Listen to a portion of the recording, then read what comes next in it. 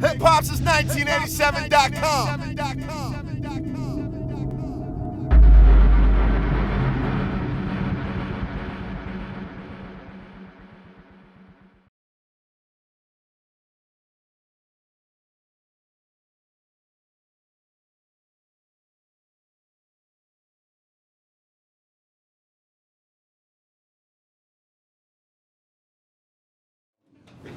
You know, I think just coming off a back-to-back, a game where we played well early. You know, I loved the rhythm on both ends early.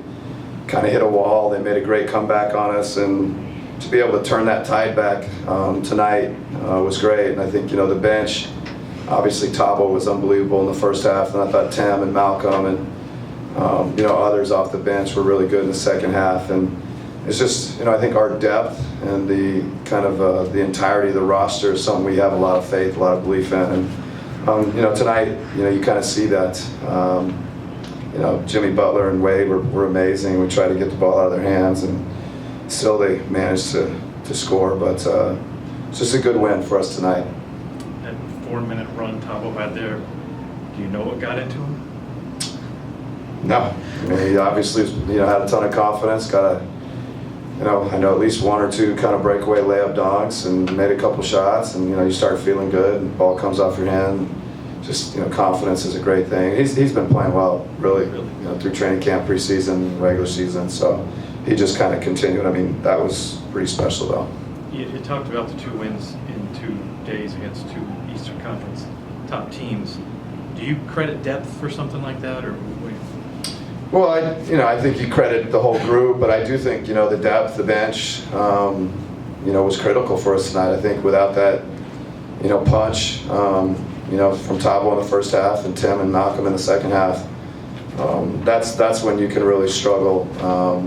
You know, your starters, so much is expected of them, so much is given, and you know, for them to get picked up like that is, you know, it's just really helpful. Malcolm was on plus 25 tonight. Can you point to anything that why he's so successful when he's on the floor? You know, I think, you know, he makes a lot of good decisions. I think, you know, the thing we keep talking about, I think he competes defensively. I think he's been really very good on the ball, keeping the ball in front. And, you know, he makes decisions, makes pull-up shots. You know, he's been, I think overall the bench has played well. So, you know, I think whether it's Malcolm or Tim or Thabo, all those guys are kind of, you know, kind of mixing it up together to play well.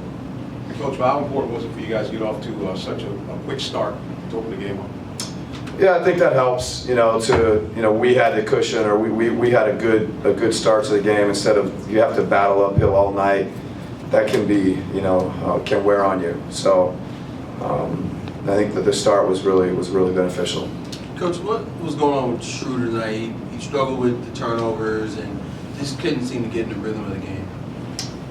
You know, some nights it's just not your night. I thought he did do some things well. I thought he made a couple big plays, but you know, he was so good last night, and that's, you know, part of the evolution of growth and everything is just doing it night after night and competing. And you know, I still think he did a lot of things well, even though, you know, it may not have looked like, you know, a great game or felt like it.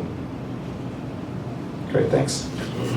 You being a Chicago native, what are some of the resources that you think Chicago could use to better the city? I mean, it's a lot going on in the city of Chicago. You know, obviously the violence is what everyone points at. You know, so you know, obviously I think the biggest thing is, you know, when it comes to the chief of police in Chicago, I've had conversations with him to try to see where the need is. Talking to the mayor, trying to see where the need is.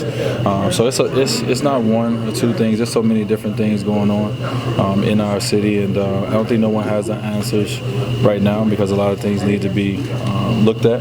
to see where a change can happen. So it's a lot going on, and I hope that obviously as an individual I can do my part, but we need so many others to come help and support. Thank you. Hey, Dwyane, with Jimmy was just talking about for tonight's game and so far this season, film study, knowing your opponent, especially on the defensive end, guys, including himself, all kind of have to bear down on that and get that on lockdown, because that's been the problem. You agree with that it's a matter of everyone understanding what they need to do defensively, so there's not these breakdowns, and then you guys got to dig yourself out of holes, use all the energy to do that? Well, I definitely agree with studying film. You'd be surprised how many players probably don't study opponents. If a player like to go right, you should know he likes to go right. Doesn't mean that he's not going to get there every now and again, but you should know these things, whether you're playing a lot or whether you're not. So I definitely agree there. When it comes to a team like Atlanta coming out tonight and shooting the percentage they did, for me, I'm a firm believer in don't give a team one look. When you're giving them a constant one look all the time, it's easy for a team to get comfortable, and that's what they did early. And then we changed a little bit, start giving them different looks, and then we was able to get back in the game. So I think that's the one thing we got to focus on a little bit as a group is you come in the game with a game plan, but if a team is exploring that game plan early, you got to get out of it pretty soon, pretty fast, and make adjustments. And that's something that we're still learning together. Well, that's not on you guys to switch the game plan, is it? No, it's on all of us to communicate. It's on all of us. The coaching staff, hey, this isn't working. It's on the players to communicate as well. I mean, we out there on the floor and we see certain things. So definitely it's on us, and it's obviously on our coaching staff as well. It's on all of us. And the thing is, everyone get comfortable with each other, but they got to feel confident and know that we will and we can make the adjustment as well, depending on who's on the floor. And that goes back to Jimmy's point of studying. You have to study and you have to be prepared for multiple players coming in, guarding multiple situations. So it's just all trust, and that's what we continue to try to build here. When obviously being on a new team, how's it for you so far, chemistry-wise, with you guys? It's fine. I mean, in the locker room, it's fine, man. We're just trying to continue to learn how to win together. Learn how to play this game together, and it's all about communication, and it's about doing it on the floor. But it's been fine. I've been here not even 2 months yet in Chicago, and it's been great. Second thing is, any feelings or thoughts yet going back home to South Beach? Yeah, I can't wait to go to my house. Spent a lot of money on the house. I can't wait to go sleep in my bed. Dwyane, on a day like today, how do you focus on basketball and keep everything else out of your mind? Like what? Just, with the election and all the other noise that's going on. Oh, no, this is my job. I'm professional. I got to come in and do my job. The election happened. You can't change that, from that standpoint. So, we're all professionals in here. We know what we got to do, and that's what we're going to continue to do is focus on, what we can control. And that's the only thing that matters. Right time, and that's something that I always believe in. I came here at the right time. Timing is everything. When's the last time you had maybe a kinship, working with a kinship with a point guard in the team? Did you have against what you're trying to get? I just want me and Dennis to always be on the same page, because I know that if me and him on the same page, we're going to free up everybody else on our team, especially with me and him in the pick and roll. And it's going to make teams have to make a decision every single night. And I know that it's going to take me and him to build that, and it takes time. He's a young point guard, and I have to just wrap my arms around him and let him know that we believe in him, we trust in him. He has the keys to the ship, and he go out there and do what he does with confidence, and we can win. What would it mean? I know you're thinking more team vision, but what would it mean for you to get back to the All-Star game? Maybe there was a perception from the outside that your peak years were.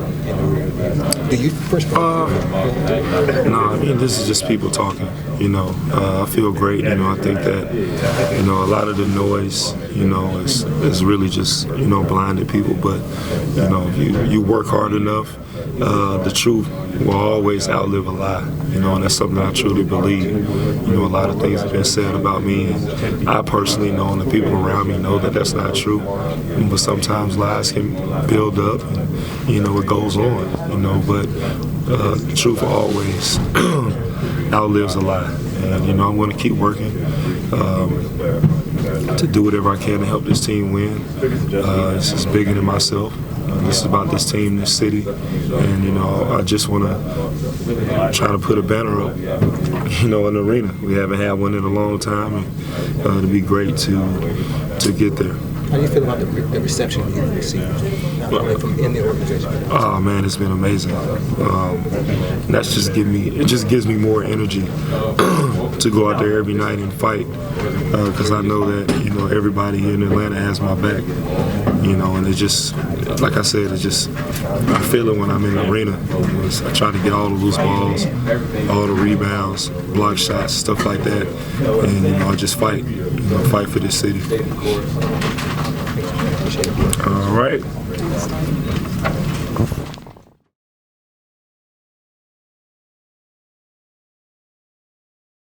Hip Hop since 1987.com.